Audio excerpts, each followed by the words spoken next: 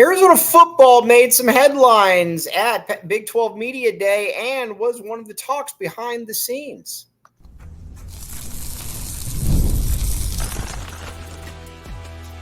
You are Locked On Wildcats, your daily podcast on the Arizona Wildcats. Part of the Locked On Podcast Network, your team every day. Thanks for giving it Locked On Wildcats. I'm Mike Luke. Thank you for making this your first listen of the day. This show is brought to you by FanDuel. Check it out, FanDuel.com. You know where to go for all of your betting needs. You check out games before, during. You know your money is good with FanDuel. All right, now, Arizona football players take the stage at Big 12 Media Day, and there was a lot to really go through, a lot of players to talk about, but we're going to first talk about Brent Brennan. Brent Brennan goes up and he takes the podium, and he was asked about, because he was in a fairly unusual situation where he had to be able to basically re-recruit these players. And he said that it was a big, big thing to just be able to tell these guys that, my door is open. I obviously want you guys back. But I totally understand you got to do what you got to do. And Noah Fifita talked about it, and he said, the first time that we talked with Coach, he kind of hit the ball out of the park. We were incredibly impressed by him. Everybody came away saying, wow, that was some impressive stuff.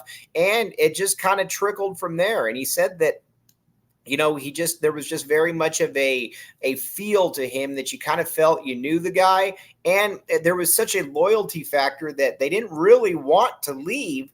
And Brent Brennan was the coach. They basically gave them that, to him and said, listen, we don't want you to leave. I think that we can make this work and, work some things out. And that's exactly what happened. And Brennan talked about how, he knows that he has a talented roster and that they've got to be able to win. And again, he's looked up and down and he said, there's players here. We got to continue to add guys, but I feel very comfortable with the chemistry we have. And he talked then about, what it was like at San Jose State, and that sometimes, you didn't have your Noah Fifitas and your T-Max, but you still had to be able to make it work, which was something that there was a number of media folks behind the scenes that were talking about, that it was with Arizona, that a lot of people think that Arizona is really kind of the underrated story in this entire situation. And I kind of agree with them, to be honest with you. You look at Arizona and there is a lot to like. You got the quarterback, you got the defense, but there was a guy, one of the media man from Utah, who said that, look at Arizona, look at, Brent Brennan. He says, I have a hard time seeing him just falling flat on his face. That to me does not seem to be the case. And he said, honestly, if that, you've got a really good roster and you got a solid coach, he said, I think you're going to be right in contention there. Sure, they got question marks like anybody else, but he wasn't so much worried about the new coaching situation, because he said, honestly, this guy's been around. This guy's been a head coach for a long time. He's got his staff filled with assistants that have been around. They know what they're doing. There's not going to be some of the learning curves, at least from a just pure head coaching perspective, that you see with a lot of different coaches. And I thought that was a very interesting point that he made. And Brennan talked about, going into the Big 12 then and saying that, now we're gonna recruit Texas a lot, because we play a lot of games in Texas, and we want to be able to do that. And talked about kind of the fan environments and just where that is. But with Noah and T-Mac, that was where it becomes really interesting, because Noah Fifita said, the big thing with us is that we didn't want to leave. We needed to try to be able to keep as many players as possible. And when, we figured that out, we just wanted to announce it as quickly as possible so that we could really get this one moving. And he said, and I think this is just a really interesting quote, that they weren't even really worried about the offensive coordinator. He said it was more important for us to announce this and just to be able to get all of this going, and said that just to be able to get all of this going so that we can continue to recruit players. He said we had trust in Brent Brennan. Brent Brennan from day one was a player that we really liked, and we didn't want to leave. And I asked then Noah what kind of that next step is, and he's obviously a very mild-mannered kid. And, he's the national freshman of the year, but he talks about, I can't throw that pick against USC. That was just, that was a play that I can't make because we win that game. People talk about the play calling, whatever the case may be. We win that game if I don't make that terrible throw. And then he talks about, some other plays. And it was like, dude, you were the national freshman of the year. But you could just tell that that's just kind of the way it was. And then with T-Mac was kind of in that same boat. T-Mac was talking about how, you caught for 1,400 yards. And he said, I want to be able, but I felt like I left some stuff on the table. He was asked about the foot, and he said, the foot is fine. The foot is good to go. Do not worry about the foot. And that obviously is a reassuring sign to a lot of Arizona football fans when T-Mac says the foot is fine. Don't worry about the foot. It wouldn't surprise me at all if, when camp starts, they hold him out. They don't do the normal. They don't do the normal tackling, but T-Mac's proven himself. He doesn't really need to show himself in any way because he's proven, I think, to people at this point that what you can get out of T-Mac. But he said that he has even bigger goals for this year. He said that, obviously he'd like to be in the NFL in a year, but there's a lot of goals that remain untouched. And he said a big part of that is, I want to accomplish that. If this is going to be my last season, he says, I want to do that with all my guys.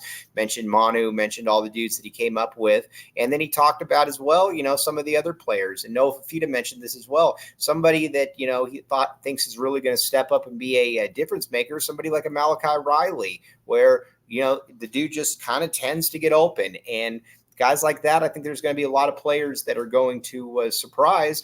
And Noah talked then about the running back situation. He said, listen, he says, you've got in Ja'Cory, you've got in Quali. He says, adding that to what we already have, he says, we've got a loaded offense. And he said, it's going to be on me to be able to just kind of make those plays, be able to get everybody in a rhythm. And he said, and then everything goes from there. And he says, if that all happens, then we're going to win a lot of games and we're going to, we'll be up there. But they were clearly excited too about being able to play some different teams, being able to play some different competition. And it was just fun because you watched them and you knew that, they meant all of that. The defense was just much the same way as well. We're going to get to that here in just a second. But first, FanDuel. Check it out, FanDuel.com. All right, all kinds of good stuff at FanDuel. We're kind of in the dog days of summer right now where it is a little bit more difficult to watch sports, or at least watch live sports that are entertaining, at least for me. But it becomes a lot more entertaining if you're betting on them. So check out baseball games. Check out, I don't know if you can bet on the Olympics. I'm guessing you can. But either way, check it out. Do it FanDuel.com. The great thing about FanDuel.com is that that your money is good, and there is everything that is good about FanDuel. So again, check it out, FanDuel.com. This is one of these ones you will thank me later, and because, again, it makes the viewing experience all the more interesting. Thanks for keeping it locked on Wildcats and making this your first listen of the day. I am your host, Mike Luke. All right, now, let's talk a little bit about where we are at now with the defense. And Gunnar Maldonado was asked, let's start with Brent Brennan. He talked about Dwayne Aquina, and he said, I've known Dwayne Aquina a long time. He said a big part of this was that, when I was looking at the defense, could I get Dwayne Aquina to be my defensive coordinator? He said, because he is, he's passionate, he's fiery, he's feisty. And he said, there's a lot to like about him. And I like his aggressiveness on the field. And he said, I talked with Dwayne, could tell that Dwayne was open to it. And then after a while, knew that Dwayne was going to be my defensive coordinator. Aquina is one of those dudes too, that you don't really look at and say, oh, well, he's this age. You know it when you see it. And I know it when I see it with a coach, with anybody. I don't care about the age. I care about what I see. And with Dwayne Aquina, that he is mentally as sharp as could be. He's flying around all over on the defense. It was a massive difference he made last year, and I would look for that to be much the case this year as well. But like I said, when you look at what Aquina brings to the table, you can tell why Brent Brennan was very, very comfortable with him and wanted him to be that DC. Then Look at some of the players. Gunnar Maldonado talked about how, they were happy that, Dwayne Keenan decided to come back because, he knew a lot of the guys on the defense. He knew what they brought to the table, and he knew a lot of their strengths. He said now things will obviously be a little bit different because nobody's the same, but Dwayne Keenan understands the players on this team. He wants to be in an attacking style defense, and probably going to see a lot of stuff that you're going to like. Like I said, Maldonado spoke a lot very kindly of him. And then Jacob Manu, much the same. Jacob Manu said, listen, I mean, this is a coach that demands excellence, and, he'll get up in you. And he said a big part of my game last year was that instead of just making tackles, I wanted to make the tackles behind the line of scrimmage, being able to get up there and make those type of tackles. And that was something that Manu did. And he said that's something the coach continues to stress to me about, is being able to make those kind of plays. And if Arizona can do that, I think they're going to be in really good shape. But overall, though, there was a quiet confidence about this group that I thought was very, very encouraging. Watching them, you could kind of tell that, they know that they could be really, really good this year, but there's also it's a humble group of guys. And it's not the fake humbleness where someone's like, yeah, I'm the best player in the country, but I don't like to talk about it. You could tell they kind of deflect stuff. And I think that's where it's a cool group of guys. But like I said, if you're getting on FanDuel, I would recommend checking out Arizona because I think there's a lot to like about where this Wildcats team stands. Now, we're going to talk then a little bit about some of the sleepers in the Big 12 in just a second. But first, eBay Motors. All right, check it out. eBay Motors, all kinds of good stuff at eBay Motors. This is the epitome of where you cut out the middleman. With eBay Motors, millions of parts for your MVP. Win every time with parts that fit your ride. This is one of these ones you will thank me later on as well, because you could get the parts you need and then you could take it to somebody you trust. The most annoying thing in the world is having to deal with somebody that you don't trust, and that he's probably screwing you out of a lot of your own hard-earned money. Don't fall for that. Go to eBay Motors, and again, millions of parts for your MVP. Win every time with parts that fit your ride. Save yourself some money. Get in there on eBay Motors. Again, this is where it's at.